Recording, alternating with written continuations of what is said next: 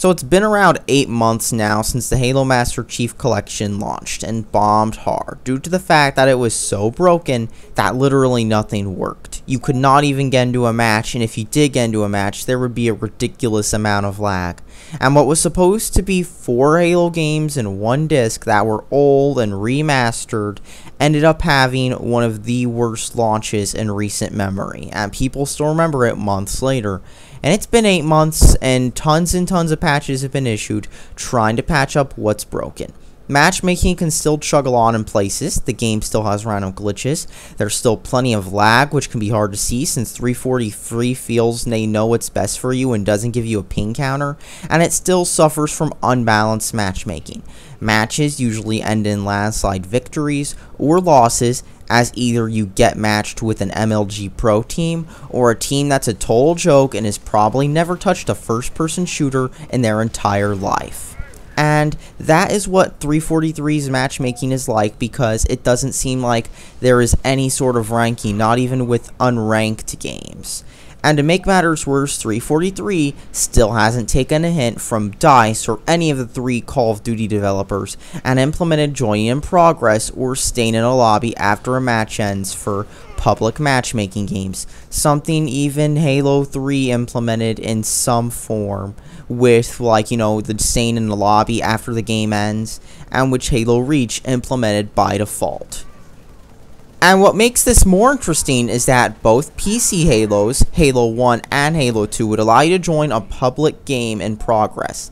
Now, this is especially interesting because the Halo franchise has suffered with a quitter problem, and lots of people quit out Halo matches, especially as you can see here. But the problem is, it wouldn't be a problem if 343 just got off their lazy butts and implemented joining a public game in progress, like you could do on Halo 1 and 2 for PC.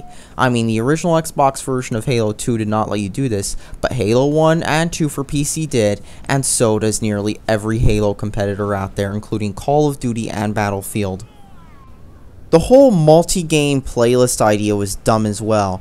If I want to play Halo 3, I should be able to just play Halo 3. I shouldn't jump into a match-made game and end up getting Halo 4 lobby, for example, because everybody voted for it. Plus, some games are held back. For example, Halo 1 only supports 4 players in its playlist. Want more players? Go search the other playlists with it and pray everybody votes for Halo 1, which is unlikely because a lot of times you'll have people voting for Halo 2, voting for Halo 2 Anniversary, which is just a reskin of Halo 4, voting for Halo 3, voting for Halo 4.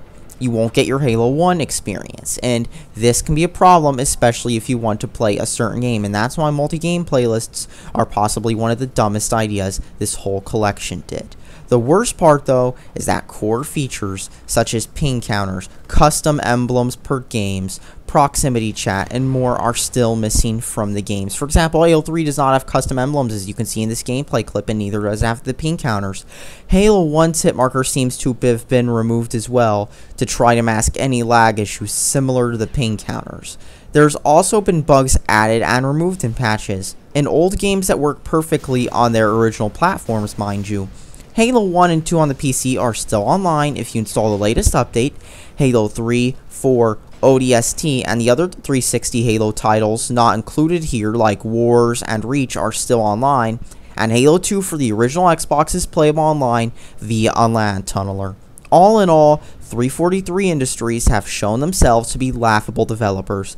It shouldn't be this hard to screw up a remaster of 4 Halo games that work just fine on their original platforms, which are both the 360 and the PC, and somehow they delivered a broken product. And to make matters worse, you have updates that break stuff. I mean, even though they try to fix stuff, they end up adding new weird glitches that never existed in the original games in the first place. And not even adding ODST without Firefight could save it, especially considering the full ODST package from GameStop for the 360 is only $5 in the used bin, the same price as it is on Xbox Live with the Master Chief Collection, and includes Halo 3's complete multiplayer as well, along with Firefight, which is not in the Master Chief Collection. Please don't buy the Master Chief Collection, just don't. It's not worth it, especially since 343 still hasn't fixed a lot of problems with it. Unless you're one of those people who has to have a re-release to play an old game, you might as well stick with your original discs.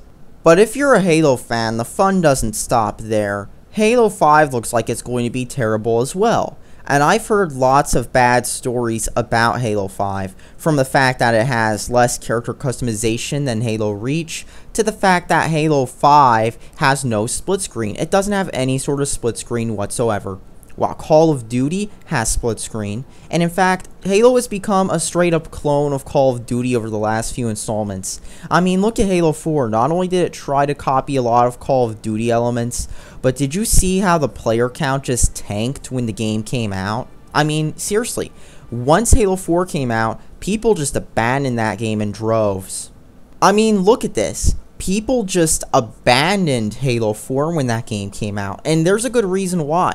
Halo 4 was just garbage, and of course, here's the thing, the Master Chief Collection was garbage too, and looking at Halo 5, it's going to be a slap in the face to what this series was years ago.